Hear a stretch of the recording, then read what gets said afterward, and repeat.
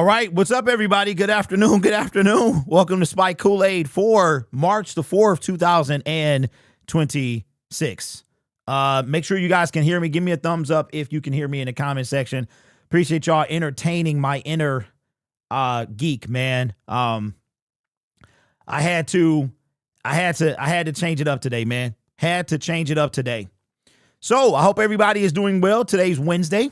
The Detroit Lions have done absolutely nothing when it comes to clearing up any more cap space since the David Montgomery trade and the Graham Glasgow release. This team has to be serious. I don't know if they are. Trent McDuffie was traded to the LA Rams. They used their own pick to get a cornerback that is going to help them go further. And they have, I believe they still have the Atlanta Falcons pick, which is earlier in the draft in 2026. So you might be saying, what the heck is going on, bro, with the photos? First of all, shout out to Chat GPT. We about to be replaced by AI. That's literally what's going to happen. I think humans will always shine through, but I could literally see Skynet happening. Like if it like Terminator is real, like it would literally happen, bro. We probably are. I saw a $300,000 prototype flying car. It's like a car, and it's self-controlled, and it would fly you from point A to point B, and it's in the prototype stage. I don't know if I'll be alive to see it, but nobody's going to be able to afford it. We probably 75 years, 50 years from that happening at least. So what is the Joker photo for? Well, let me show you what the entire photo looks like so you can get a glimpse of what it really does look like. And I'll tell you the story behind this photo. So this is the photo. Shout out to Chat GPT. It's phenomenal. I mean, most of the time it gets it right. I think that's pretty spot on to me. That is from the I don't believe in Marcus Davenport shirt, and I flipped it up. Now, ironically, Chat GPT will not. I asked it to make me look like the Joker from The Dark Knight, and it told me it couldn't.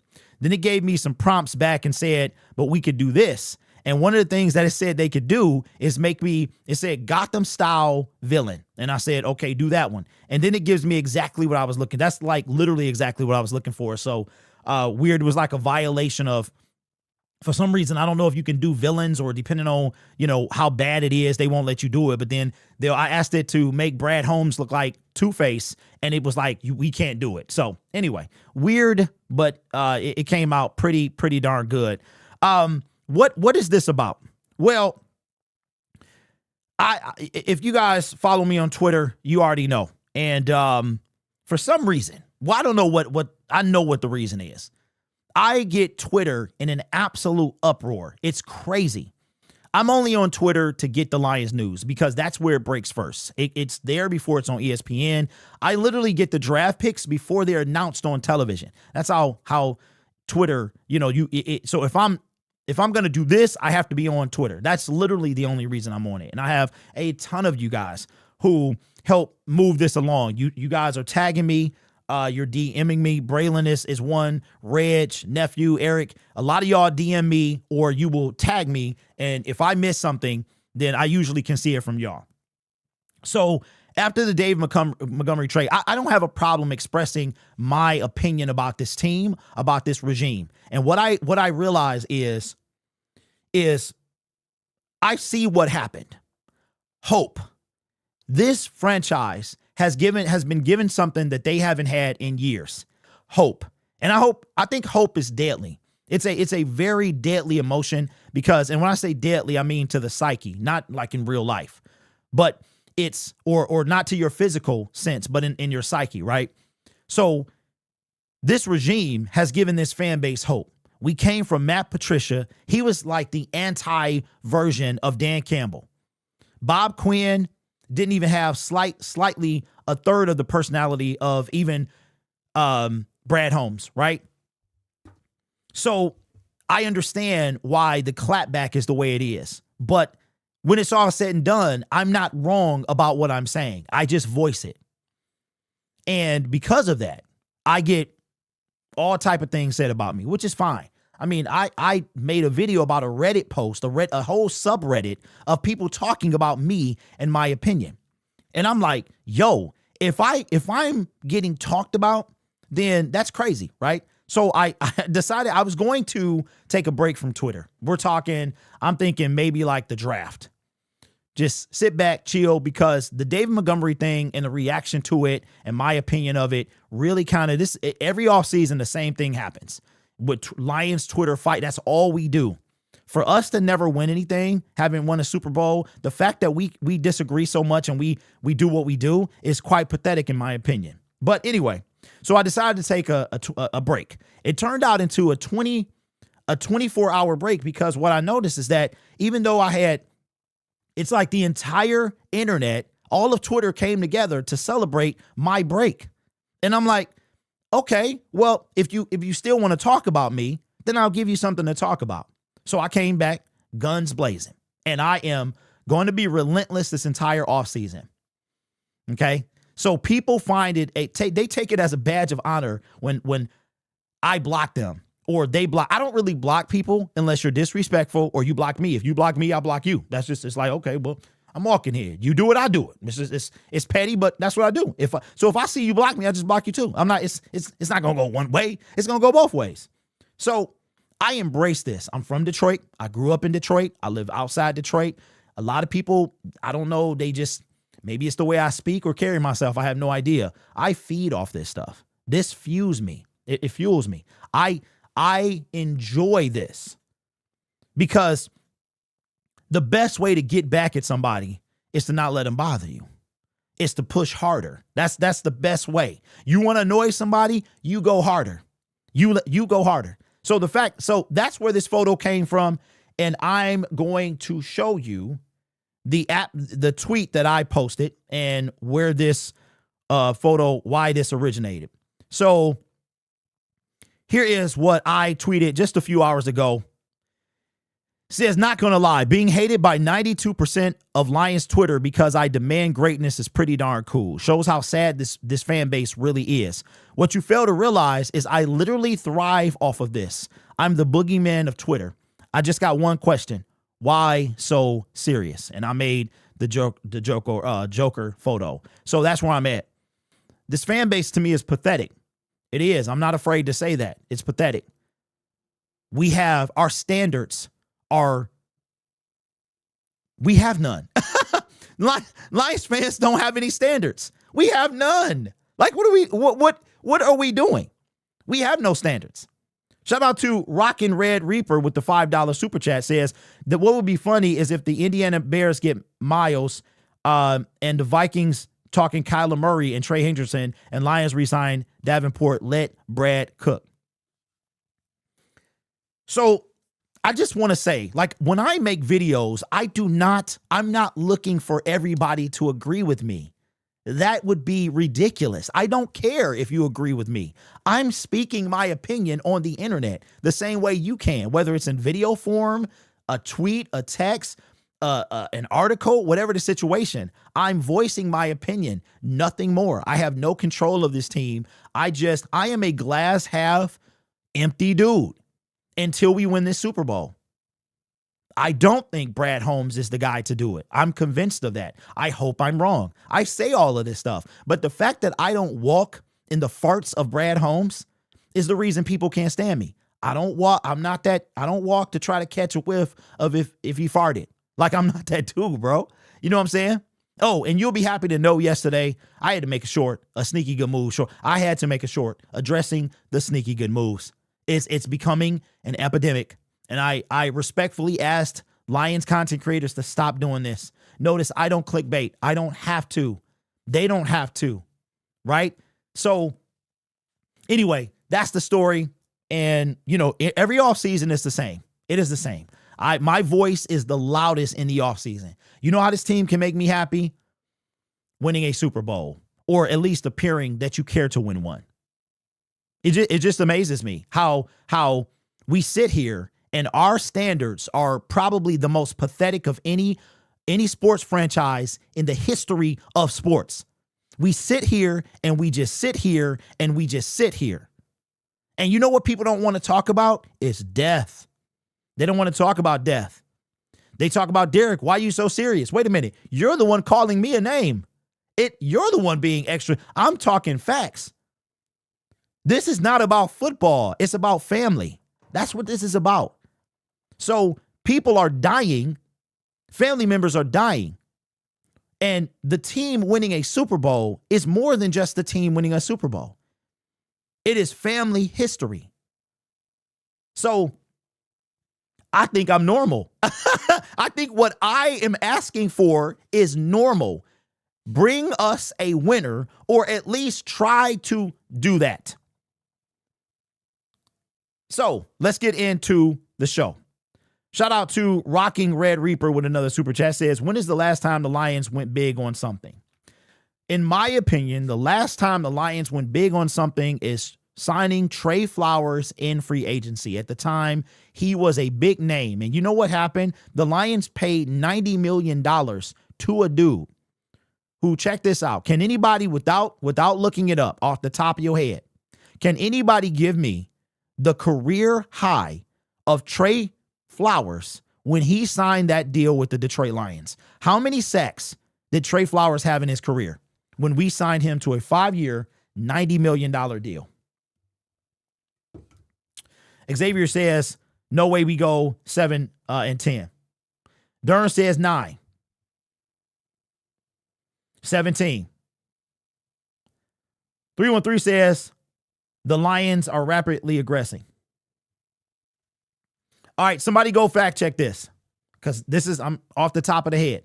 Trey Flowers had 7.5 sacks.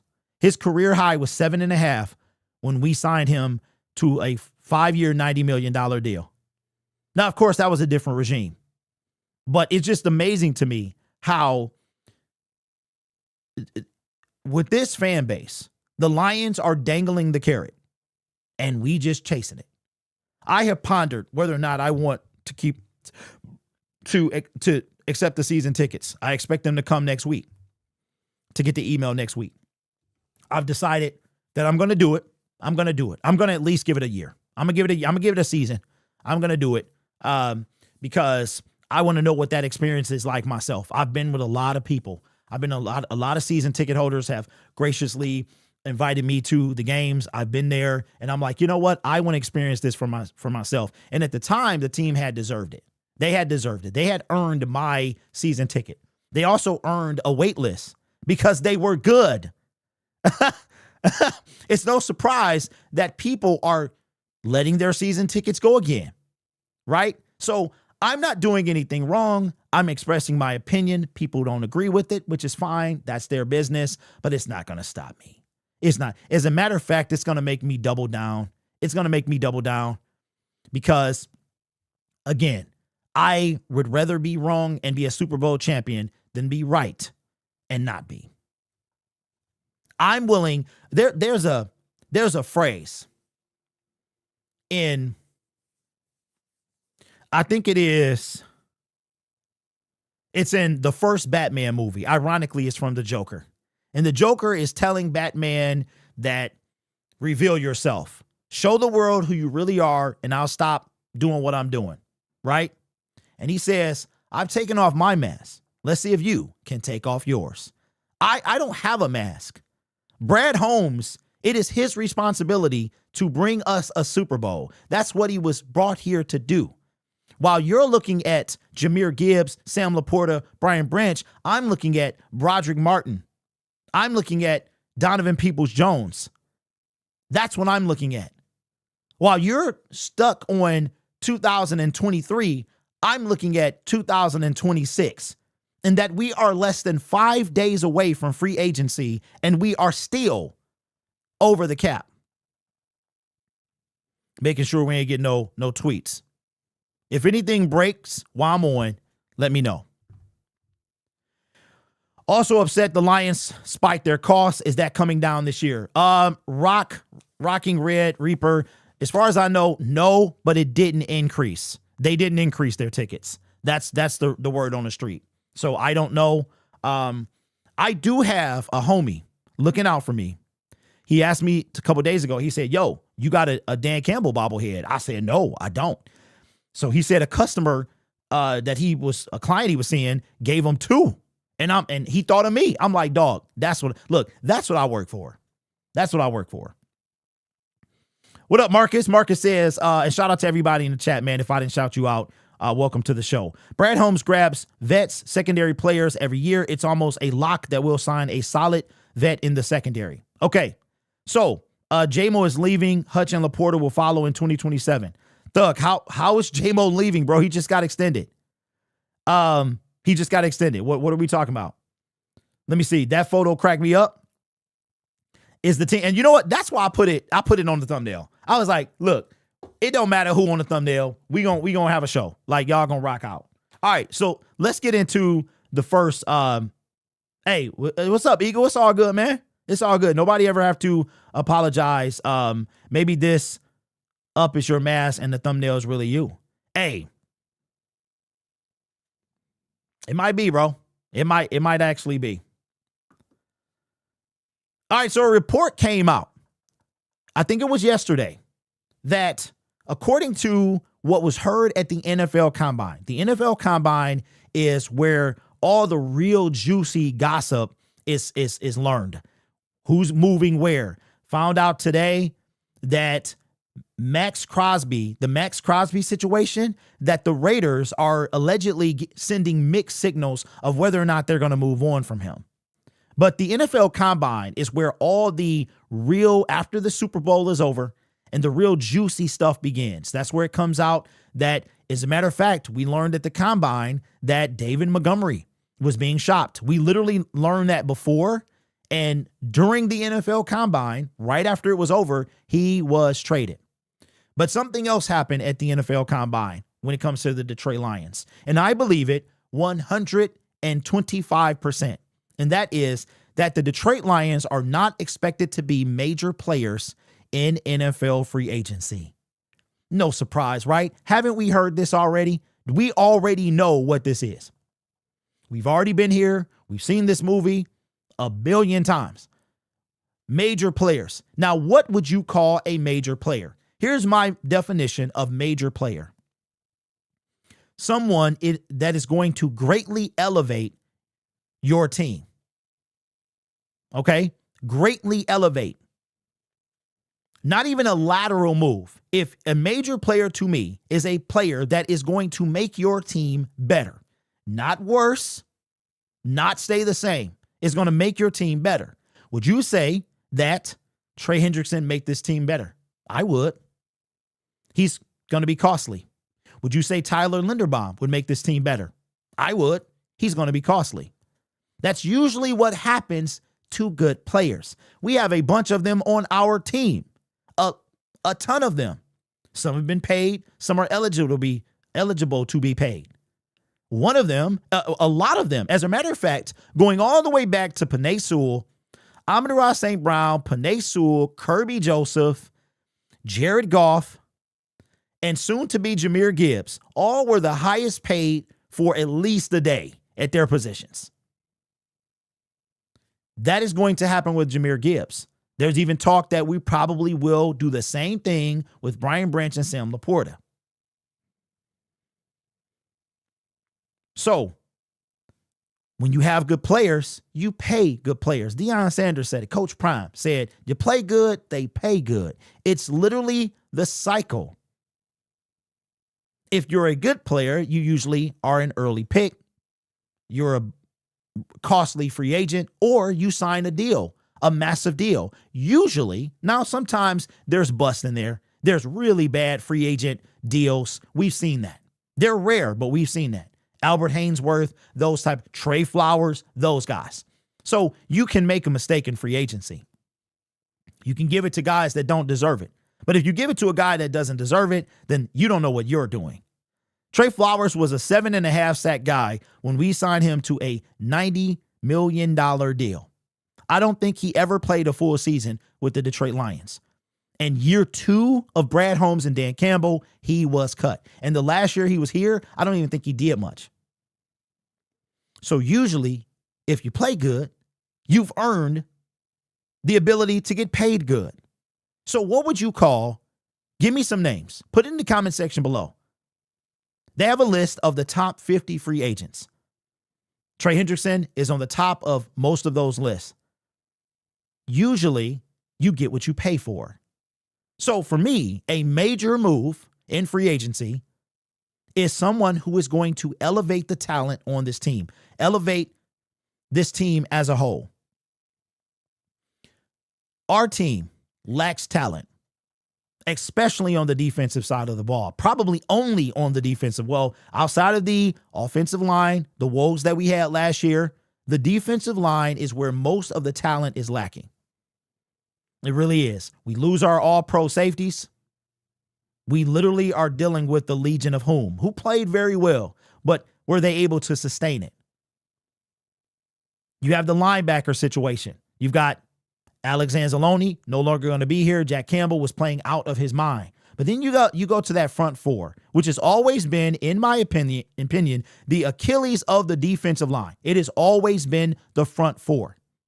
I want you to paint the picture of the Jacksonville Jaguars taking Aiden Hutchinson and not taking Trayvon Walker. What does our D-line look like then?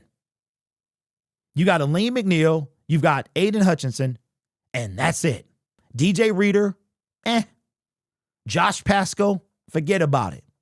Levi, forget about it. You got the role players, the Roy Lopez's, those guys. You've got those guys doing exactly what they're supposed to do. But where is the guys that's going to move the needle? How many are we going to sign this year? To me, that's what a major move is. And it's somebody that's going to cost money. You can't avoid it. If you go to Dollar General, you're going to get Dollar General items. Now, if you're like me, nothing wrong with Dollar General, but I'm a Five Below guy myself. But when I walk into Five Below, I know what I'm going to get from Five Below. It's going to be more quality than the Dollar Tree, but it's not going to be great quality. It's going to be all right. It might last you a month or two. You want something to get you through something, you go to Five Below. You want it to break as soon as you walk out the store, you go to the Dollar Tree. That's what the Detroit Lions have mostly done in free agency under Brad Holmes and Dan Campbell. And see, it was cute at first because it got us to the NFC Championship game. But like I said in the previous live stream, you guys were saying we were in year 3. Here's how sad to me Lions fans are. Is year 1, I understand. Brad and Dan get a pass. Of course they should. They inherited the Matt Patricia team. Year 2, don't act like you wasn't ready to fire them. When we went 1-6, everybody was calling, maybe these aren't the guys. We fired a scapegoat, Aubrey Pleasant, turned his team around. Our defense was so bad. How bad was it? If I remember correctly, at the end of the 2022 season, we were either 32 or 31, had the second or worst defense in the NFL. We were trending historically bad. I think a team last year became the worst defense like in NFL history points-wise. We were trending that way. 2023 comes. We beat the Kansas City Chiefs, but we're in year 3 of a rebuild. I'm saying, no, we're not. No, we're not. We get mollywopped by the Ravens. Wind up 12-5, win our second playoff game, have a 17-point lead in the NFL NFC Championship game. We have not been the same since, but that was, quote, year 3 of a rebuild. Most Lions fans expected us to go right back there in 2024. For the first time in NFL, we had the first seed and we didn't win a playoff game. And if you ponder on it, we haven't won one since. Now, guarantee it's only been 2 years. I get it. Rams seem like they're doing okay. A lot of teams seem like they're doing okay. Lions, we have not been the same since that moment. Not overall. So if the Lions want to get better and compete, how would you feel? I'm going to leave you with this. If the Raiders do part with Max Crosby, the Bears are the favorite to land him.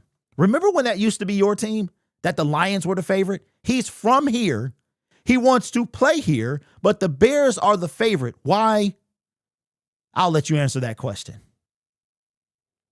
Now that is not only a major move, but the definition of aggressive.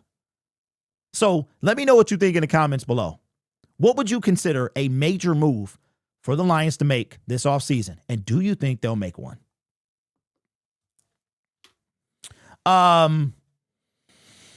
Let me see. Yes. Year 3 went from rebuild to ahead of schedule. Yup. You know what, Danny? I forgot about that. You're absolutely right. You're absolutely right, bro. That's right.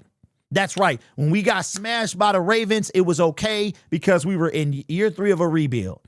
When we make it to the NFC Championship game, we were ahead of schedule. Where we at now, y'all?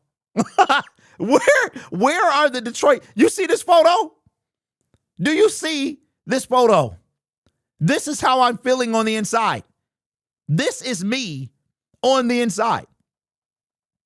Then they gave me the scars. Hey, Chat GPT is undefeated, bro. I mean, when it's good, it's good. But it can be also, I didn't even realize they gave me the scars. You want to know how I got these scars? Hey. Brad gave me them scars, bro. This is all parody, by the way. So Holmes gave me those scars. Could you imagine me telling my Joker story? You don't know how I got these scars. Oh, man. Reaper says, best move, trade J-Mo to make space, then get Crosby or Hendrickson.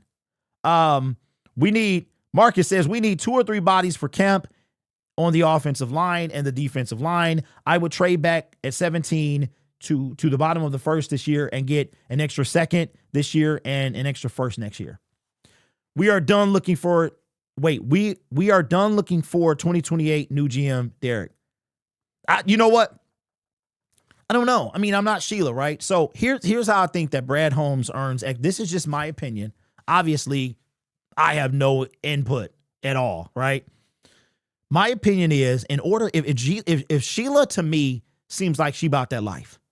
And I was talking to some of my homies yesterday, and I was like, Martha is 100. She is 100. Like, so I was thinking about this. What if, and I'm not trying to be morbid, y'all, right? But what if Martha passed away? Like, it could happen any day now. It really could. I mean, she could be in great health and live to like 108 or something like that. But can we all agree that 100 is awesome? Like that, you are in, like, that's rare. So, I mean, look, I'm halfway there myself, but it's rare to be there. And William passed away, never won a Super Bowl. Martha took over, didn't win a Super Bowl. So if Sheila, I thought about this last night. I said, what if her mom passes and we still haven't won a Super Bowl? And she looks at it and she sits back and she says, my dad died, my mom died. And she just is overcome with emotion. And she says, this is what needs to happen. This is what you have to do. You have to do it by this date. So to answer your question, do I think Sheila extends either one of them? I do think Dan is more likely than Brad. I do believe that a Super Bowl appearance is enough to buy them more time. And of course, a Super Bowl win. At that point, you probably gonna be the GM and until like it would take something monumental to get you fired or to make you not renewed. But I do think everything that begins ends. Everything, right? If you have a dynasty, eventually it ends. There will be we're losing people who came here when they did. Khalif Raymond, he's gone. Alex Anzalone, he's gone, right? So what is the point that Sheila gets to and says, you know what? Thank you for getting us this far, but I don't think you're the answer to get us over the hump. Like, it happens all the time. Why would we be surprised if Brad Holmes or Dan Campbell is not renewed? Would it really be that much of a surprise? 7 years is what they've had. 7 years. Max Crosby is not worth all of that. Yes, Don Burr, that's what he does. He's a rage baiter. I am done with Brad. Where are the contracts redo? These players even won't redo their deals. They want to be here. Fans think that we get Max or Trey are the same fans that we still have Super Bowl window. Bro, what are we giving up? Our franchise, RB, and DE. Wait, what up, Jay? What are we talking about? What is happening, bro? None of these players want to redo their deals. Your Super Bowl window ain't going to be open for long. All right, let's have a segment. There's been a lot of talk about the Detroit Lions Super Bowl window and whether it's still open or not. And I'm a believer that there are such things as Super Bowl windows and that they can open, they can close, they can be cracked. It's like it was freezing here in Michigan. I'm talking about ice cold. You open the window and it's the room is instantly freezing. Even if you cracked it, it was still freezing. A cracked window is still an open window. Where do you think the Lions Super Bowl window is? Do you think, honestly, we were ever in it? I do. See, I don't believe in the whole year 3 of a rebuild. I don't believe, shout out to Danny, I don't believe in the ahead of schedule. I believe you are where you're supposed to be. And in 2023, the Lions were supposed to be exactly where they were. 12-5, NFC Championship game, 17-point lead. I think the difference for me was what was done in free agency and at the trade deadline. I do think we were one piece away. We still have Frank Ragnow. We had a younger, healthier, ever so slightly, Taylor Decker. We had a top 3 offensive line. The only offensive line that might have been better is the Philadelphia Eagles. Our window was right then. Now, is it still open? In 2024, it was. In 2025, it was as well. But do I think it's still open? I think it's cracked. It's cracked. It's like when you got to crack the window, but it's still freezing and it feel like it's wide open, but it's cracked because it's that cold outside. I think that's how much the Lions Super Bowl window is open. Why do I feel that way? Because this is a song and dance that I would hate to play. I would hate to be the general manager. I love to talk about him. It's his job to get this thing. That's his job. That's not mine. People, why don't you be no, I don't want to be the GM. I want to be exactly where I am. I'm a fan of this team. That's his job. He chose it. He applied for it. He got it. He liked it and he wanted it and he got it. That's his job. I don't want to be that. I don't want to look 50 years older and it's only been 5 years. Have you seen Dan Campbell and Brad Holmes? I don't want to, I'm good. I'd rather age slowly, gracefully. I don't want to age because I'm stressed out. Shout out to those guys, man. I appreciate them for that. But the reality is this is about winning Super Bowls. This is about winning Super Bowls. I think the Lions window is cracked. Now, the level, does it close completely or does it open? Depends on Brad Holmes and Dan Campbell. The decisions that they make this year are the most important decisions of their time in Detroit. More important than year 1, if you ask me. More important than year 2. This is it. You know why? Because if the Detroit Lions fail to move the needle, they have regressed since we were ahead of schedule in 2023. And if Sheila is who she appears to be, she will reach a cap with these gentlemen, which is perfectly fine. We've seen it all the time. Mark Jackson was relieved by Steve Kerr. Steve Kerr wound up turning the Golden State Warriors into a dynasty. Right? There is nothing stopping Sheila Hamp, to move on from these guys and watch and then have them on the sideline or wherever they are as another person, another group comes in and finish what they started. But in order for that Super Bowl window to open more, they have to make not sneaky good moves, real good moves. I mean, you can sprinkle some huge news, huge move in there. You can sprinkle a sneaky good move. You know what I'm saying? You can do that. It's okay to get one or two. But you have to be flawless. See, all of their mishaps are catching up. The Broderick Martins are catching up. The Ennis Rakestraw. Hey, ladies and gentlemen, Ennis Rakestraw, you know what year he's going into? Year 3. This time next season, Ennis Rakestraw is up for a contract extension. Don't worry, it ain't coming. But that's how fast time moves. We took a nap. We woke up.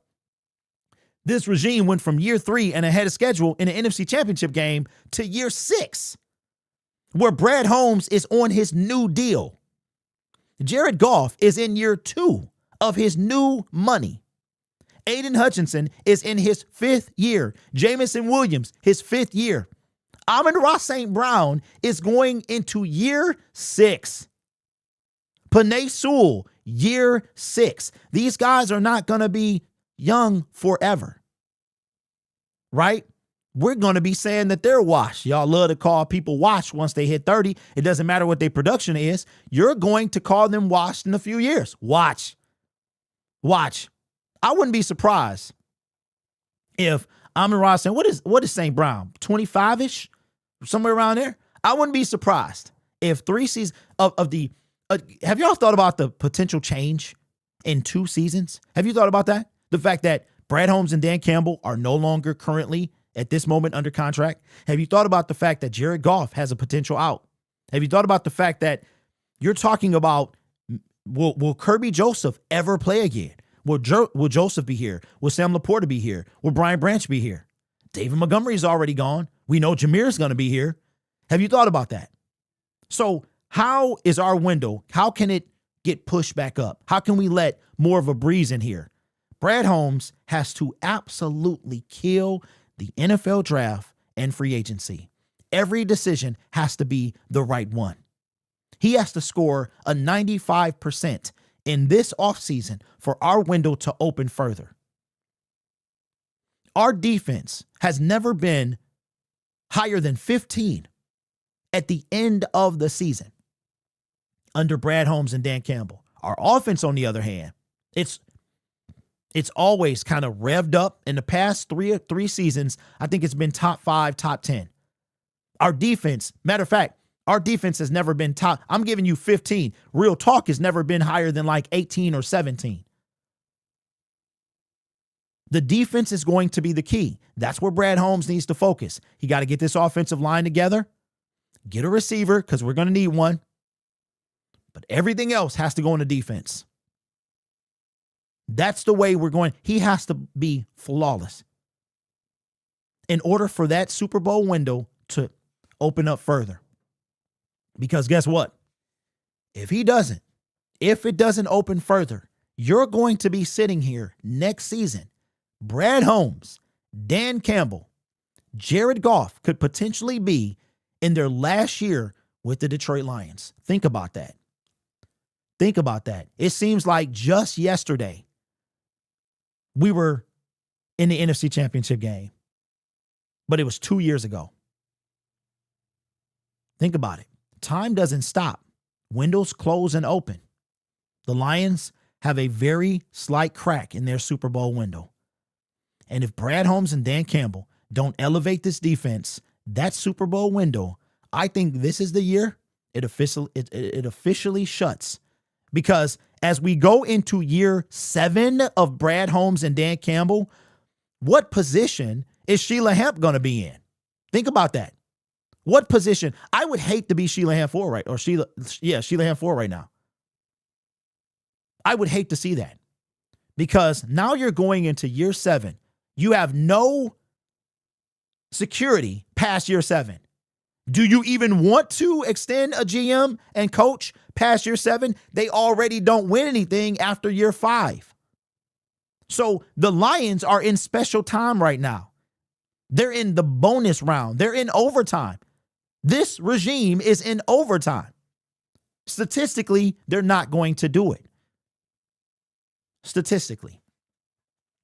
Doesn't mean they can't. So let me know in the comments below. Do you think the Lions Super Bowl window is still open? And if so, how much? But you're going to blink your eye. And if it doesn't happen this year, which is highly unlikely due to where our team is at, and knowing Brad Holmes, he's not going to elevate this team enough to win a Super Bowl. And if we do, it's going to continue to fall on the offense is what it's going to be. And we've seen that is not enough. That's not enough. Brad Holmes has to be this offseason like the offense has had to be the past couple of years. Without the Detroit Lions, because I promise you this, if the Detroit Lions do not have a top 3-5 offense, we are not winning 15, 12, 9 games. It really showed. The offense could not overcome the defense this year. They just couldn't. They couldn't. Soon as the defense started falling off a cliff, so did we. Let me know what you think in the comments. See Pool with the super chat. Appreciate you, big dog. Wow, they're releasing Stephon Diggs. Okay, good.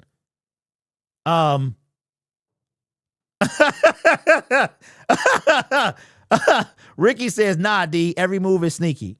All transactions are the Lions just got great news. C Pool says, did you see Broderick Martin 2.0 loading? The first top 30 visit was a guy who was never a full-time starter. No, bro, I didn't see that. I guess that'd be my video today. Marco says, we have $6 million in cap space. Why are you talking about Brad wanting to move? We literally cannot. We destroyed. Marco, I don't know where you got 6 from. What source are you using, bro? Because I've seen a couple different numbers, but I haven't seen 6. As far as I knew, we were negative. Rams making moves? Of course they are. You talking about the dude that said forget them picks, man. Of course they are. I mean, of course they are. What's up, Vocal? How you doing, buddy? Says, when Brad Holmes gave every first-round pick who performed average or above average a record-breaking bag, it was over. You just cannot sustain them. Coyote, 100%. 100%. Now those contracts are coming to bite us in the rear. That's why we're over the cap. What's up, Charles, with the super chat says, does anyone think we're good? We good fooling themselves. Anyone who thinks we're good are fooling themselves. I agree. I mean, but again, the Lions. So here's the thing. Okay, so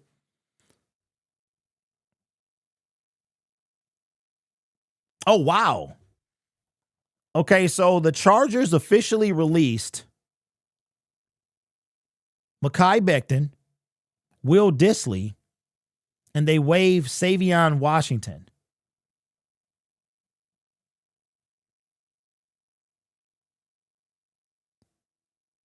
Wow.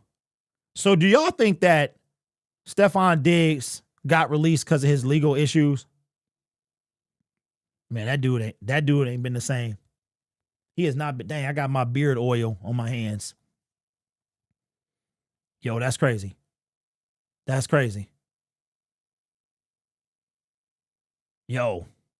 Brad Holmes' problem is he trying to win with cheap players. It's not working. You need dogs on the team. You know what else, Raw? I think Brad Holmes' problem was putting the carriage before the horse. I think that he was like thinking like fans about a dynasty. Glad. Oh, you good, bro? You good, Coyote? I'm just glad to see you, my friend. Take care, man. None of these guys getting released. I bet money the Lions ain't in the running to get them. No. Stephon Diggs is not the guy. He'll be good for some team. We cannot make any moves. We have negative $3 million in cap space. How do you think we can even do anything for free agency? We can't even extend Gibbs. LOL. Marco, that you're exactly right. We talked about that at the start of the show. So I don't know, where we talked about that at the start of the show. Diggs is a known problem. That's why he's released. Cheap players, no cap space, LOL. I don't think we good. Wait, I don't think we good in the current state. We need to add in free agency one of our better drafts to be competitive. Yeah. Can we get a third for Taylor Decker? Okay, God, would you give up a third?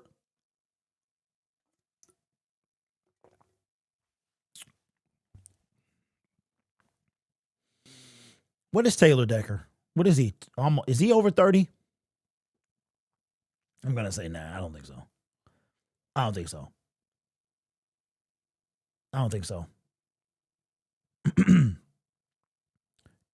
Come on now. We know Brad is going to sign Alex Pierce, bring back James Houston, and say we good. Hey, Alex Pierce, he about to get paid. He about to get paid. So, I mean, that wouldn't be bad, but he ain't coming here. I wouldn't be mad at Alex Pierce. I mean, I would be like, where are we getting this money from? But I mean, it look, at that point, if you had Tesla, because we are going to need a fourth wide receiver. Like, that's not a thing. Especially with the way that Sam Laporta is coming back from the injury.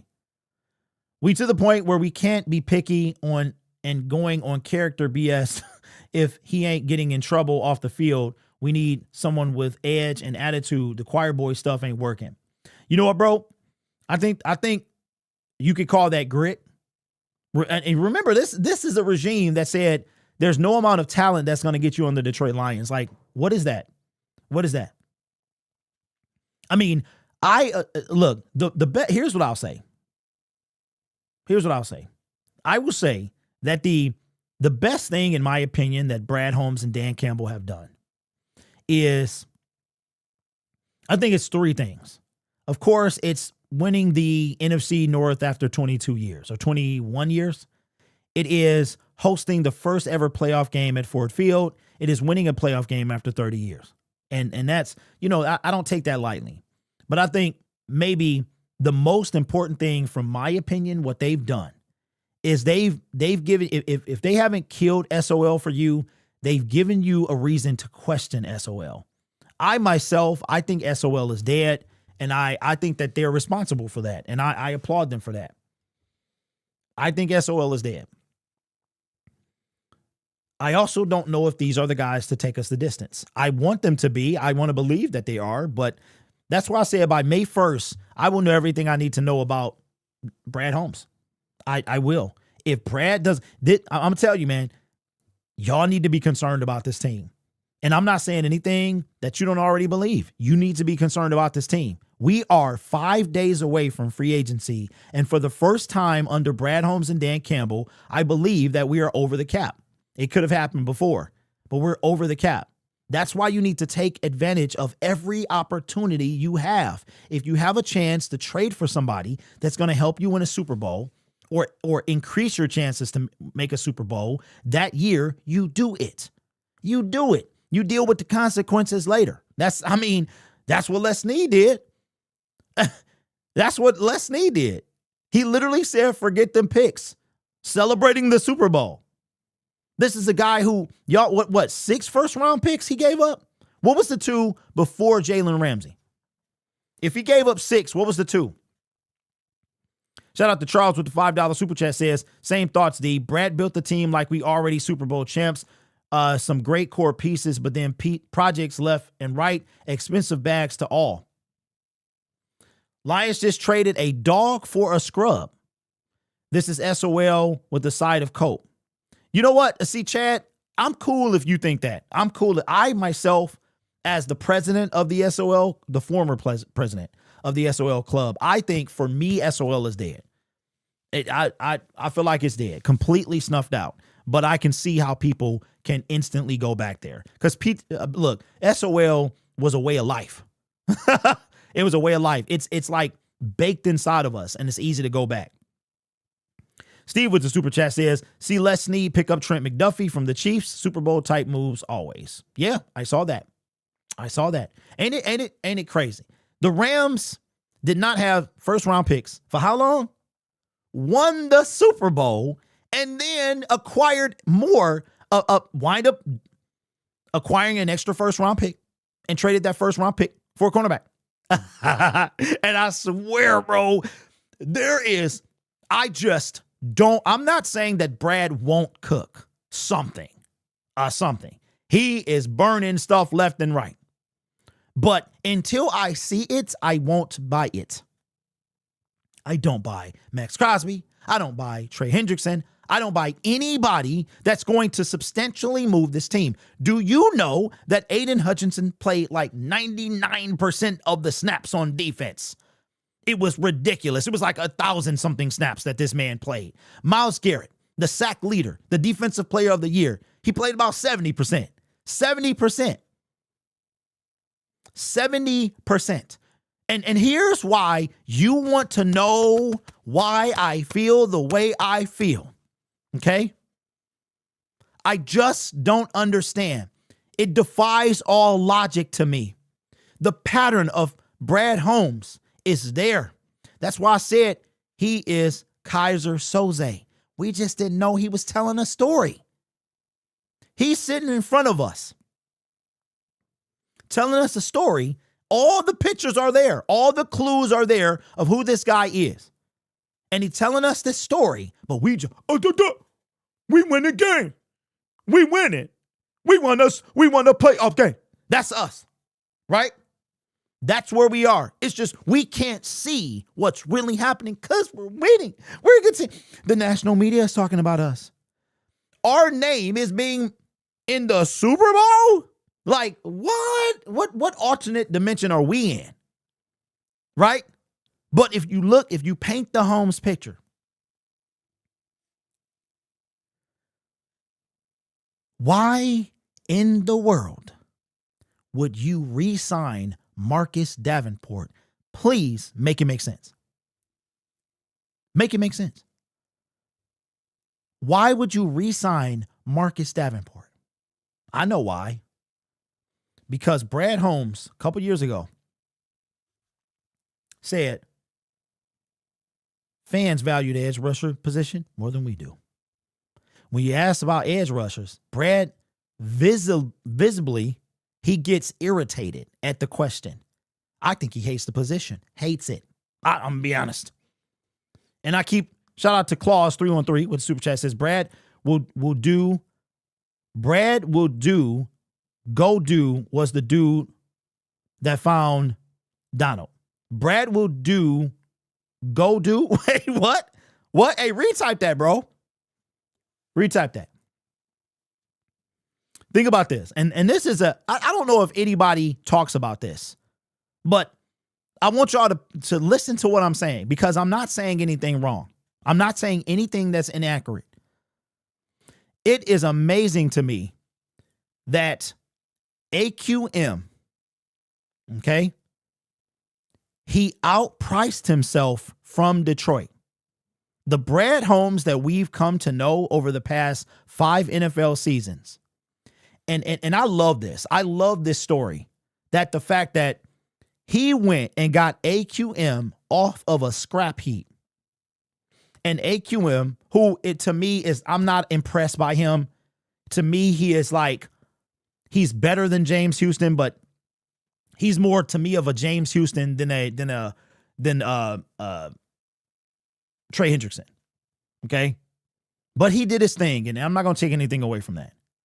But in the entire time that Brad Holmes and Dan Campbell have been in control of the Detroit Lions, AQM is the best defensive lineman as far as rushing the passer, sacking the passer in 5 years, whose not name is Aiden Hutchinson. When Brad Holmes says that we already got an elite pass rusher, he means we already have an elite pass rusher. Aiden Hutchinson, as he should, has led the team in sacks from the moment he was drafted. Do you know who the second player has been? Aleem McNeil. It hasn't been another edge. It's been a D tackle. Okay, cool. Then it's been a linebacker. Then it's been a safety. Then it's been probably another safety. Then all the way down the list is a defensive end. AQM has come in. Brad got him on the deal. He re-signed him to a deal. $1.5 million is what AQM made. He was second in sacks. He led the team in sacks for a few weeks. And now he has outpriced himself from Brad's traditional thoughts on a defensive end. Think about that. I'm cooking here. So now the man that you went and got off the scrap heap because he was cheap, now he's not anymore. And what are you going to do? I can't wait. I can't wait to see how Brad handles this. Maybe that person's in the draft. Maybe we draft with the first round, an edge rusher. Maybe we put a rookie over there. I mean, look, Aiden was out there as a rookie. I don't know, but I love that. I love the fact that you thought that you went and got a scrap heap guy that took advantage of the opportunity he had, killed the game, had a career year in a contract year, and now you're going to have to make a decision how much you value him. So it kind of backfired. Because guess what? Here's what happened. Brad Holmes, he didn't sign AQM to be number 2. He signed Marcus Davenport. Marcus is the one that got 7 mil or 6.9. Marcus is the one that got 4.5. AQM had scraps. They threw the loose change at him. Why do you think Zadarius Smith left? Like, why do you think he felt so bad? Well, he was cut, but he felt so bad because they cut him. He was under contract. He played. Marcus Davenport was hurt. The Lions prioritized Marcus Davenport while cutting a man who's under contract. I'm not saying anything that's incorrect. Think about what I'm saying. Brad Holmes cut a man who was under contract for a man who wasn't. He cut a man that he traded for and played and was second on the team in sacks after the main guy got hurt for a guy that was on injured reserve the year before and the previous year, like the previous 2 years. Who does that? Who does that? Bradley Mathias. Whoa, shout out to Steve with the super chat. Says, remember my conspiracy theory? Brad keeps saying we don't need another edge all the way until we're in the situation that we're in. Then he gets an edge and says, see, the edge isn't the end all be all. Yeah, not the ones he gets. That's why I'm like, look, he did not expect AQM to be a factor. He thought Davenport. Think about what I'm saying, y'all. We got a general manager that thought Marcus Davenport was going to be the answer.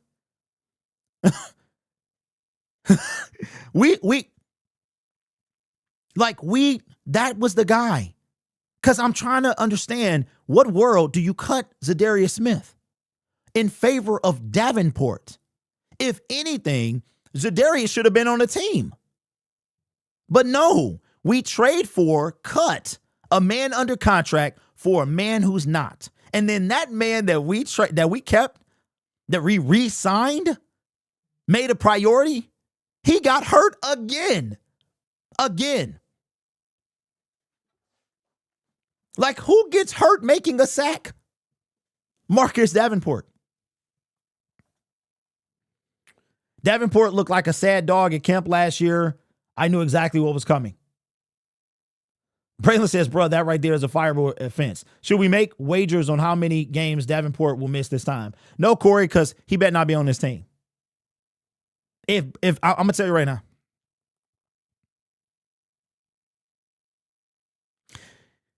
If Marcus Davenport resigns with the Detroit Lions, I will go to change.org and I will begin a petition to get Brad Holmes fired. I know it's not going to do anything. I promise you. If he signs Marcus Davenport, I'm going to start a petition to get him fired. Just because. I'm telling you that right now. Davenport injured before game 3. Hopefully we don't care because he's not on his team. Davenport lazy. He got hurt on purpose. I hope not, but no matter who he with, 3 games total. Brad Holmes, please just draft a DE early so I can stop complaining. Define broken goods. I am not high on Mesidor at 17. At 50, he's okay. Well, you know what? I saw a ESPN mock draft, and I think they had him at 17, and then they had a running back at 50.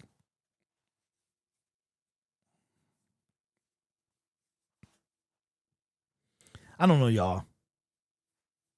Hey, Aaron, let him go. Let him go. Oh, I'm glad you said that. I'm glad you said it. We got one more segment. I'm in my true villain arc right now. I'm like anybody who watches My Hero, okay? If you haven't seen or read the manga, haven't seen the, season 6, I think it was, maybe 7, I can't remember. Turn this off right now. Okay? All right. Now, those of you who have seen it or don't care about spoilers, I'm like Dark Deku right now. I am in my villain arc when it comes to this team. Why would you say that? Derek, what's wrong? I'm going to tell you what's wrong. Max Crosby. I believe the Bears will try to get him.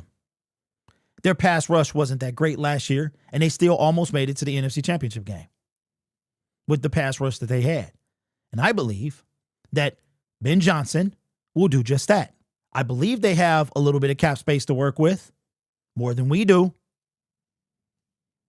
I think they make it happen. And guess what? I would love that to happen. See, I'm not like most Lions fans. I don't want the easiest path. I don't want the easiest road. If we win a Super Bowl while having the easiest schedule, fine. I don't want that, though. I believe in refinement. I believe in whatever doesn't kill you makes you stronger. And I believe that you have to keep up with competition. In order to stay good, you got to be good, right? Apollo Creed said in Rocky IV, I've been with the best. I beat the best. I retired more men than Social Security. You cannot just sit on your hands and watch other teams around you, specifically in your division, gets better. And you know what? If the Lions don't do it, go ahead, Chicago, do your thing. Because maybe when you do that, this fan base, the general manager will see, you know what? Davenport ain't going to cut it. Davenport is not going to cut it. Josh Pascal, not going to do it. Levi, ain't enough. See, that's the whole point of the NFL, is to be the best team at the end of the year. And to be the best team, you have to get better. And as of this moment in the NFL offseason, 5 days before free agency, the Lions are not. Now, Derek, well, how can you get better? It's not officially free agency. You can maybe sign some guys. That could come back. We don't have a lot of those guys that's going to make us better, but we are worse by subtraction. We don't have a fourth wide receiver. As far as I'm concerned, we got 3. We don't even have a tight end. We don't even know if he's going to play. So Lions got some work to do. And why not? If the Chicago Bears landing Max Crosby means that my team pulls their head out of their behind and try to make this team legitimately better, then so be it. So be it. Because as I've stated many times before, this regime is on borrowed time right now. You have 2 years to change this thing. And Sheila's going to have a monumental decision. Without a Super Bowl appearance, Sheila's going to have a monumental decision to make. Because I don't know about you, but how many of you guys would have faith in Brad Holmes and Dan Campbell in year 7? If we don't get to a Super Bowl this year, it all rides on 7. And if I'm Sheila Hemp, I'm perplexed. I'm like, well, what do I do? Tell me, what do I do? What do I do? Do I sit back and give them one last year? Do I move on from them now, try to get a head start? Or do I give them more time? Now, me personally, I already know what the answer is. If we don't get to a Super Bowl and at the end of 7 years, it's time to move on. See, this isn't a permanent marriage. This is, what have you done for me lately? What can I see you doing for me in the future? The near future, not the distant future. It's amazing that Sean McVay and Les Snead both got extended. After the time that they've been together with Matthew Stafford, they've had one down year. One. That's it. How many years? It's been 5 now. They've been to the playoffs 4 of those 5 years. The guy that they risked their first round picks for is the reason they're there in the first place. When he was hurt, so was their team. Didn't make the playoffs. Barely won. What were they? 5-12 that year? Got us the 6th pick? The Rams, coming off a Super Bowl, had a major hangover. Quarterback, Super Bowl winning quarterback gets hurt, and their team suffers. And they've been back ever since. Yeah, they lost to us the next year. A sack away from an NFC Championship game. In an NFC Championship game. While we're in year 6. And we have 2 playoff wins to show for it. Charles with the super chat says, not the best if you can't beat the best. Absolutely. Steve says with the super chat says, Brad is so concerned with 4D chess. He does the opposite of what everyone knows would make sense. And he puts us back in the basement. Well, that's where we are. That's where we are. So, what do you think? Let me know in the comment section below. But if I'm Sheila, I don't know what to do. I don't know what to do. I'm talking to my NFL guys and I'm saying, hey, what are we thinking? And I've said this before. I pull Dan in. I pull Brad in. I pull them in together. I have a serious conversation with them, which I think has already happened. And I let them know exactly what I'm expecting in 2 years. That I'm going to need a Super Bowl appearance, or I better believe with all my heart that in the next contract extension, you will get us there. But right now, they're not going anywhere past that. Well, I know Brad isn't. To me, I think Dan probably would, but I don't think Brad would. Let me know. Okay. Will says, I saw a graphic on Instagram today that the Rams had only 1 first-round pick in the last 9 years or something like that. Okay. Y'all had me scared for a minute. Okay. Let's go look. Let's go look.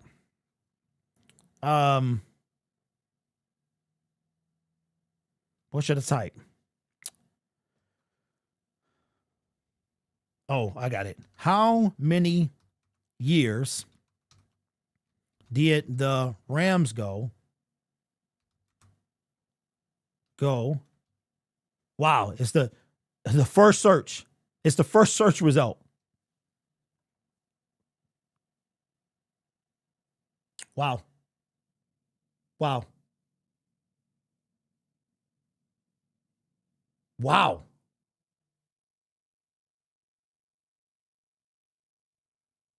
Dog.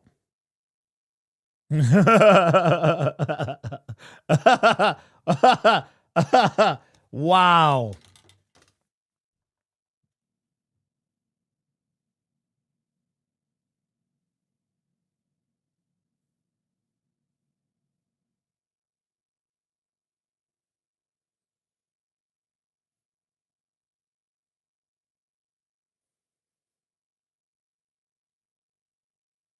Dang.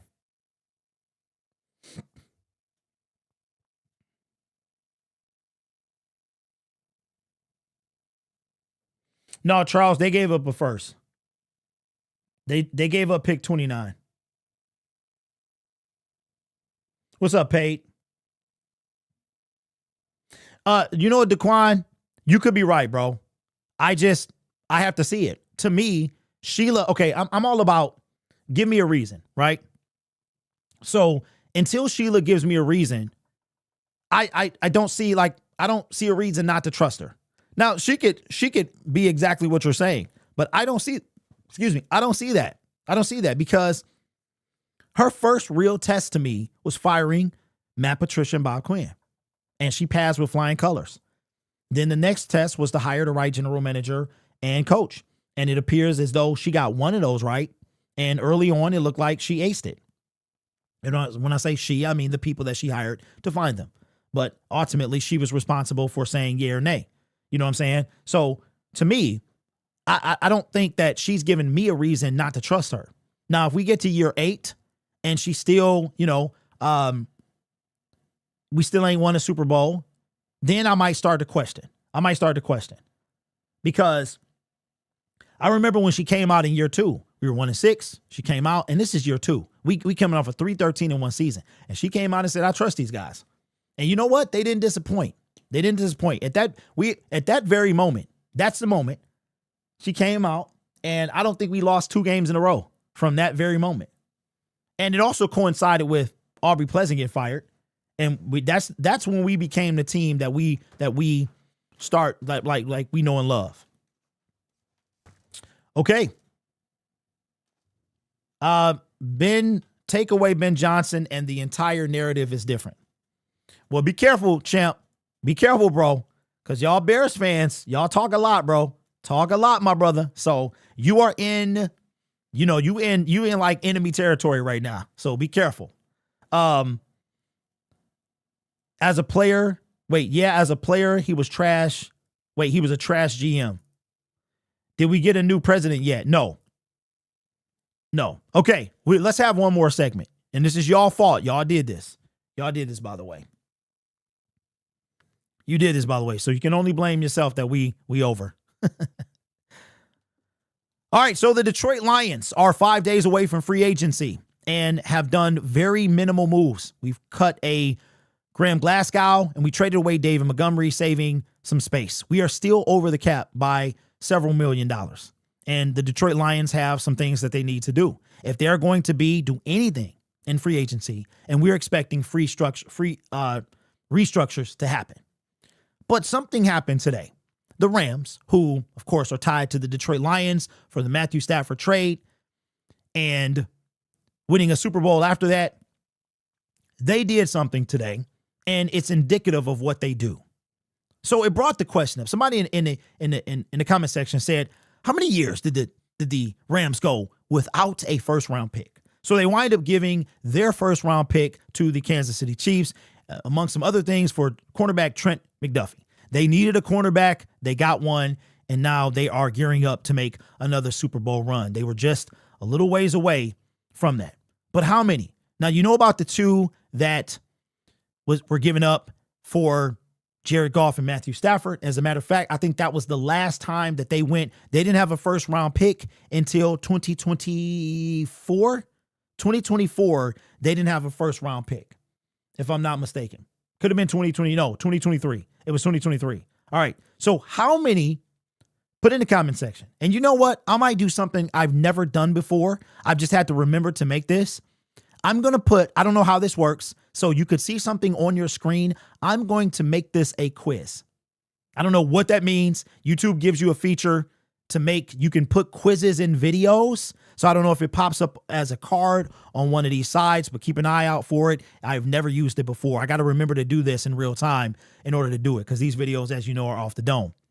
So I don't know if I have to pause. How many years did the Los Angeles Rams go in recent memory or recent history without a first round pick? I'm going to pause for dramatic effect. Maybe I have to, maybe I don't, but you should have some options here, and you could choose whichever one. I have no idea how this works. This is the first time I have done it. Well, so put it in the comment section before we go any further. Charlie says 3. D-Nice says, but want a chip. And the reason that we're talking about this conversation is because the Detroit Lions have really yet to do that. We have yet to do that. We have yet to give up a first round pick. I believe that we could have done that. Now's not the time. Now's not the time. That time was over. When we had the Matthew Stafford picks, we could have traded one away to get a player. I'm not even talking about in the draft. So the Jameson Williams pick, we used that to trade up. I'm not talking about that. I'm talking about somebody that was not in the draft. We didn't draft this player, a free agent that could have been a dramatic piece to our team. We could have done that. The Rams did it. They did it a bunch of times, and we're going to go over that. All right? So put it in the comment section. Moth Yard says 8. How many years, consecutive years, did the Rams in recent memory, recent history, go without a first round pick? Well, I'm going to tell you what I just found out. According to the information on Google, says the Los Angeles Rams went 7 consecutive years without making a first-round selection in the NFL draft. Here's something I did not know until today. The streak began after they drafted, guess who? Quarterback Jared Goff, first overall in 2016, and ended when they selected defensive end Jared Verse with the 19th pick in 2024. So I did know that. Jared Goff, I misunderstood that. That was the last time they had a first round pick. And ironically, that's the guy they wind up throwing away at the end of their streak, which is crazy. That's crazy. Those were the 2 picks that took them to the end of the streak. Because we had their 2022 and 2023 first round picks. That's crazy. All right, here's the history. They didn't have 20 picks from 2017 to 2023. During this period, general manager Les Snead famously traded away first-round assets to acquire established star players or additional draft capital. In 2017, he traded to the Tennessee Titans as part of the package to move up and draft Jared Goff in 2016. So Jared Goff was part of that. In 2018, that means that he traded the 2017 pick in order to come up and get Jared Goff in 2016. I did not know that. Traded in 2018, traded to the New England Patriots to acquire wide receiver Brandon Cooks. He played with Jared Goff in that Super Bowl year. In 2019, traded to the Atlanta Falcons in a draft night swap for multiple lower round picks. In 2020 and 2021, they traded to the Jacksonville Jaguars as part of a deal for cornerback Jalen Ramsey. And of course, this one, all Detroit Lions fans know, in 2022 and 2023, they traded to the Detroit Lions, later moved to other teams, in a blockbuster trade for quarterback Matthew Stafford. And here's something you may or may not know.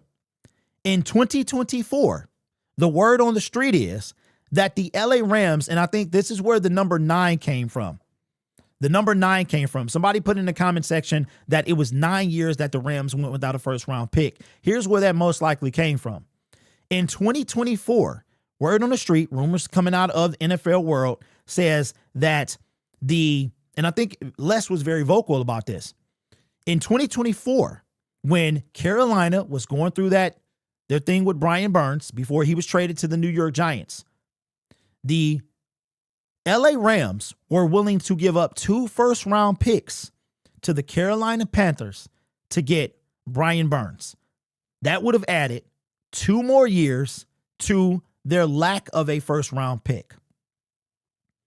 So in that time, and here's a question that I have for Detroit Lions fans. I pretty much know the answer, but I want to see where you stand.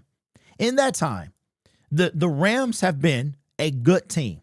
I would argue that even with Jared Goff, the Rams have been in Super Bowl contention even without those first-round picks. In that entire time, they've been in contention. They've won 1. Would you say it was worth it? So when I hear we don't want to sell the farm, we don't want to break the bank, it annoys me because apparently selling the farm, if done correctly, is worth it. So put it in the comments below. Hopefully the quiz, I've never done that before, so I don't know if it's just a card that pops up or does it have a check mark or whatever. I'm assuming I can go and pick the right answer. And so I'm very interested to know how this is going to work. So the Rams go 7 consecutive years with no first round pick. They win 1 Super Bowl. They appear in another, and they've been in Super Bowl contention since. Why can't the Detroit Lions do the same thing? If the Rams could do it, why can't we do it? That's a legit question. Let me know your thoughts in the comments below. Gumby says, my dude from Southwest, what is that? Southwest Detroit has skills. Positional value villain. What's up, Gumby? What's good, bro? Yeah, you know what, Fave? Yeah, it was bookended with Jared's. That's crazy. That's crazy. I didn't even peep that. So what do y'all think? And we'll wrap up the show. I appreciate that segment. I got an announcement.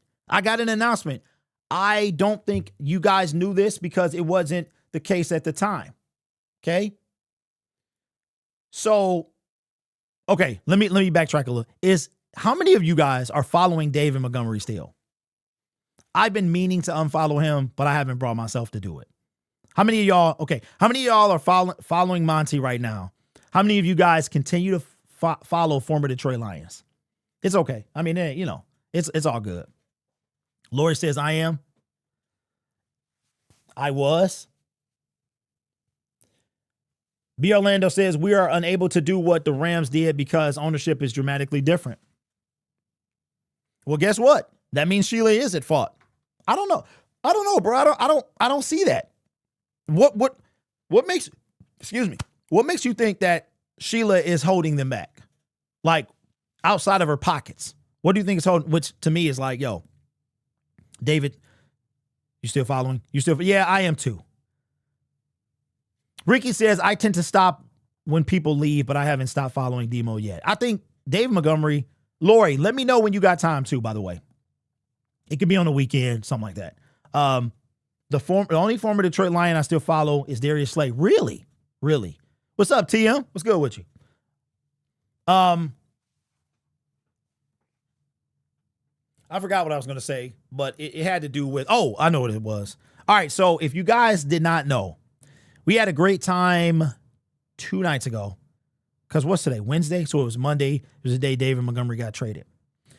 And we started this, myself, Motor City Cats, and Lions Live 365. We decided to start a podcast. And it's going to be, we haven't buckled down on the dates yet because you might get multiple shows per week depending on the schedule. But we decided to start something, Motor City Cats and I, Lions 365, Syndicats 365 podcast. Some of you knew this already, but the reason that I'm bringing it to your attention again is because it will be hosted on this channel. So we had the inaugural episode on Lion Syndicate, and after some discussion, we decided to put it over here. So it will be a late evening show because that's when we can all connect. So look for 9 o'clock or so, somewhere around there. I don't know how many times. It's going to at least happen once a week. But look, we having so much fun that we're talking about doing it multiple times a week. So it will be myself, Lions Live 365, and what up, Des, and Motor City Cats. So I'm very excited about it. We've got a great chemistry, and we are excited to bring you a different type of content. So with that being the case, man, I appreciate you guys. It's funny because we went from like nothing to talk about to all type of stuff to talk about. So good to see the numbers picking up on Lion Syndicate. And like I've been telling y'all, man, I feel like I'm turning into an old man. And I just could not. I said, Derek, you got to say something about the sneaky good, bro.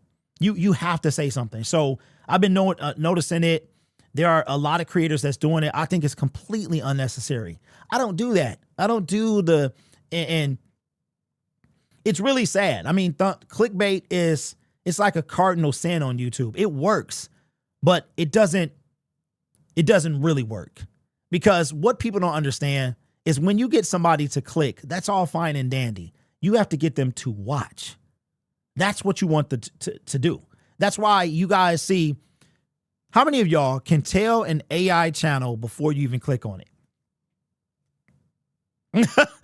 Hey, put a hand emoji in the comment section. If you can tell an AI channel before you even click on it. Why? Thumbnail is crazy. It's people that don't even got to do with the team. It's the title of the channel is ridiculous. Fans move it. Fans Lion Central, huge news, right? And then then you click on it, and immediately you hear some goofy random voice that you know is not human. So instantly off of it. We don't need to do that. So I had to say something. I had to say something.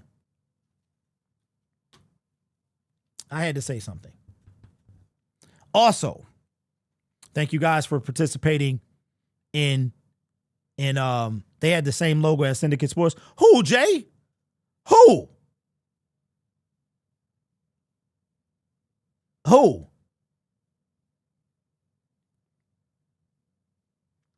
All right, here's the last thing I say. We'll wrap up the show.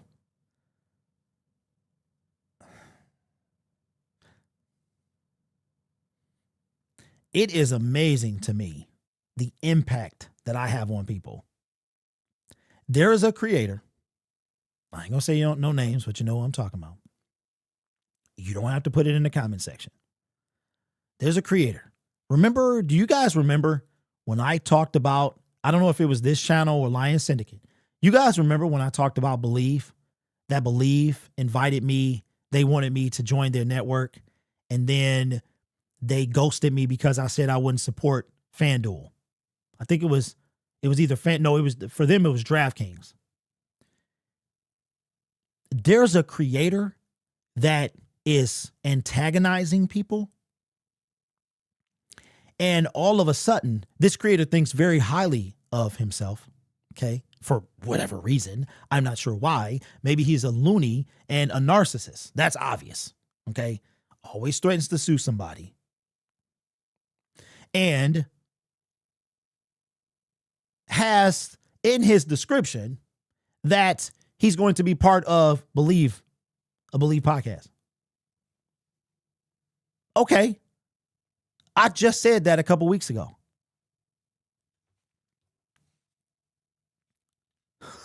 There are people that you don't want to kind of go against. I'm one of those people. See, people who have nothing to hide are the dangerous people on planet Earth. If you don't have anything to hide, you are extremely dangerous. If you are willing to expose yourself, pause, okay, for the greater good, because you have nothing to hide, you are extremely dangerous. Extremely. So I just want to put that out there. Extremely dangerous. I'm talking about logs and logs and logs of absolutely detrimental information. With that being the case, they ain't said my name, and there's a reason for that. Because what I got is, we talk about career altering. You understand? These are things that Discovery gonna be crazy than a mug. And the internet, ooh-wee, is a worse judge than any judge could be in the history of the world. Real talk. You lose favor with the internet, you are cooked. With that being said, I'm on my villain arc right now, man. I will see you guys on tomorrow. I don't think we're having a show on Lion Syndicate. I have to take my son somewhere at 4:30. Maybe we can do it earlier. You know what? Let's try to do that. We will also be on for free agency. I'm going to do something I haven't done before. Okay, Des. What's up, man? I will.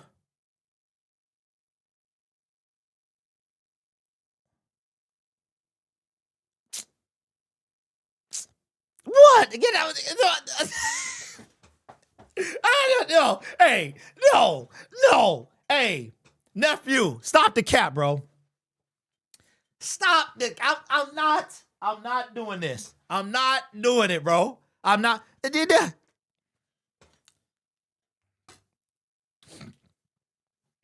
I'm not doing it.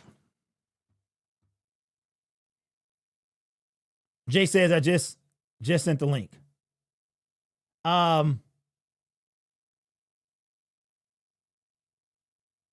Wait, the link to what?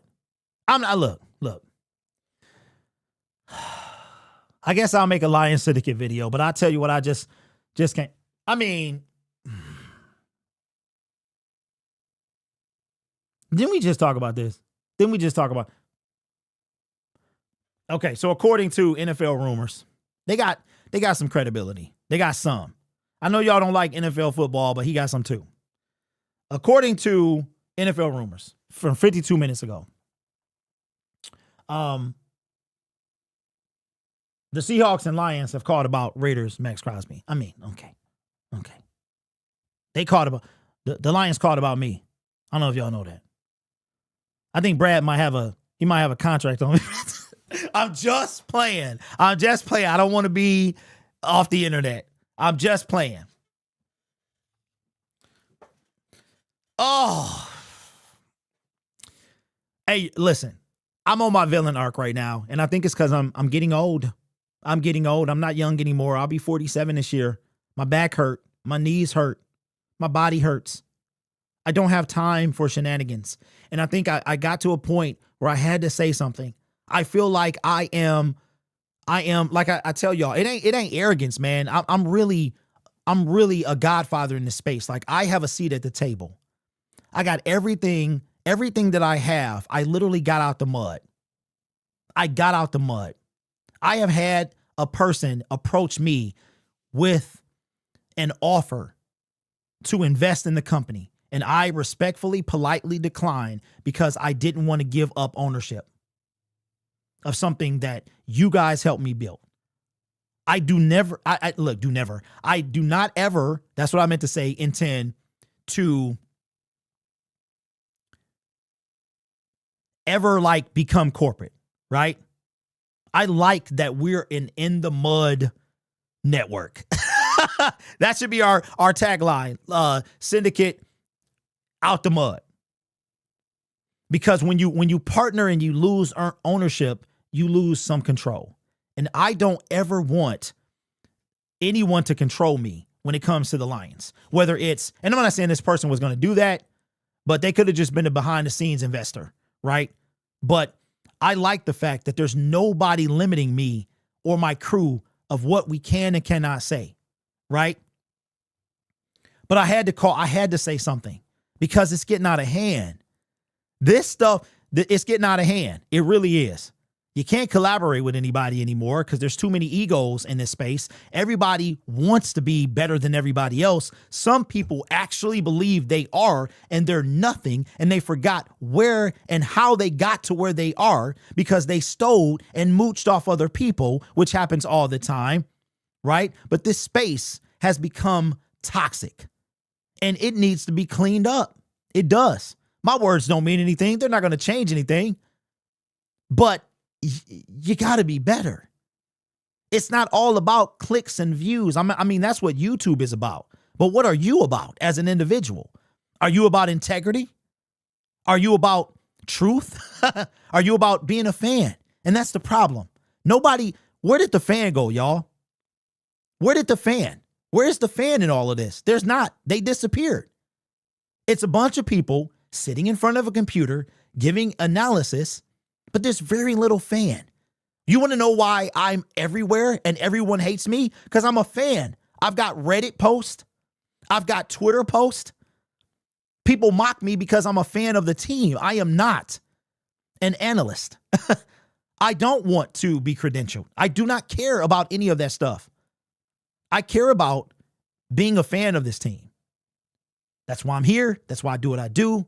When I'm no longer a fan, I don't do this anymore. Right? But I had to say something. And I think age is changing me into that person. It's changing me. I'm almost 50 years old, y'all. So I'm going to be talking about me in a minute. Like, hey, I want to, you know what I'm saying? Like, I don't want to die without seeing a Lions Super Bowl. I don't want to join that crew. I'm finally accepting the fact that I'm in my mid 40s.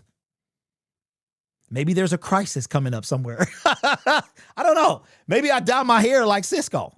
I don't know what the hair I have left. I have no idea. Maybe I start putting streaks in my beard. I have no idea. You know what I'm saying? But as a person who is part of a seat at the table of where this content came from, I felt obligated to say something. You got to stop with this. I cannot stand sneaky. I cannot stand it. Huge news, sneaky good. Do you understand AI is trying to snuff us out? Like, why would you remove all of that? It's crazy. Sneaky good, huge. I see it everywhere.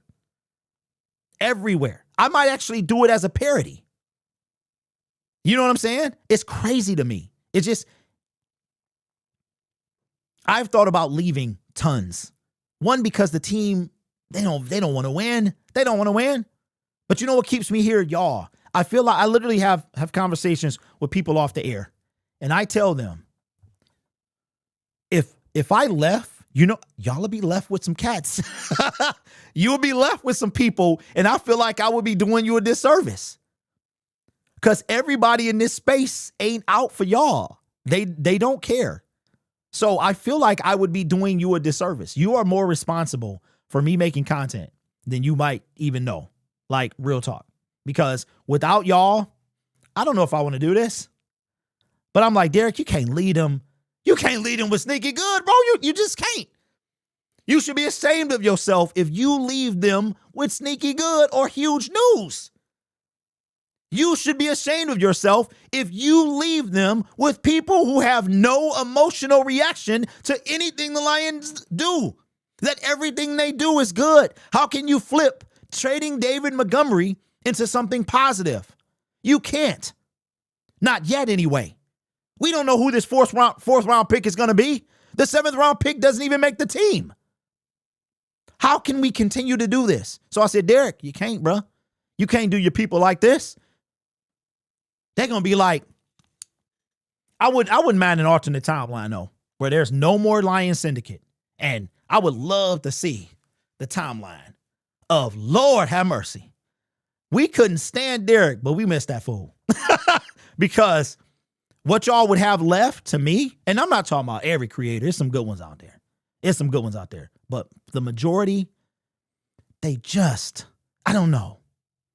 YouTube has given regular people the ability to be somebody, right? It has taken, look how many influencers have gotten a following and the Lions pay them attention after that. Because I'm going to tell you, I think that's what half of these Lions creators want. They want to be noticed by the Lions because that makes them important. I don't care nothing about that. Most of the Lions would probably want to swing on me. Specifically Brad Holmes. And look, touch me and I'll sue. That's what I meant. I'm like, I might do like this. I might be like, there it is. You see the cheek right there? Boom. I'm done. Oh, where's my lawyer? I'm suing immediately. I don't care nothing about the Lions, bro. I don't care about what the Lions think of me. I don't care. I'm supposed to be like this. Philly fans boo the Philadelphia Eagles after winning a Super Bowl. That's what you're supposed to do. I don't care nothing about that.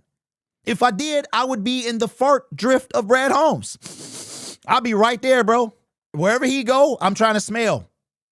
I'm in the fart drift of Brad Holmes, which is where 50% of the creators is at. That's where they outside of the window. That's where they at.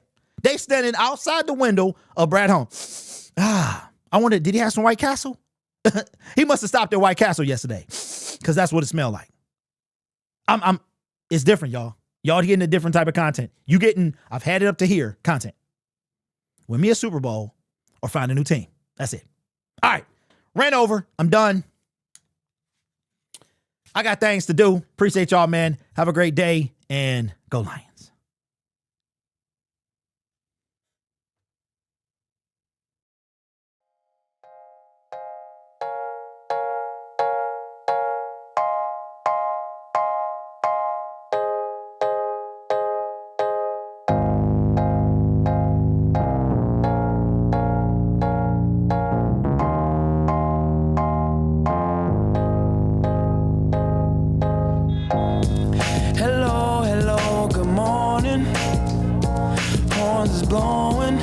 I'm pissing off the neighbors. Whether homegrown or imported, we feeling shorted, cause we waiting on our paper. So next time when they ask you where you from, you gon' say Detroit City, where we get back on our feet. Next time when they ask you where you from, you gon' say Detroit City when we get back on the feet. Yeah, you don't know about the D, you don't know about the streets. Cause when you're in the Motor City, nothing is as pretty as the hustle. You don't know about the D, you don't know about the streets.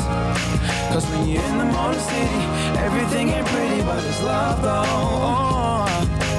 Next time when they ask you where you from, you You gon' say Detroit City when we get back on our feet. Next time when they ask you where you from, you gon' say Detroit City when we get back on our feet. Yeah.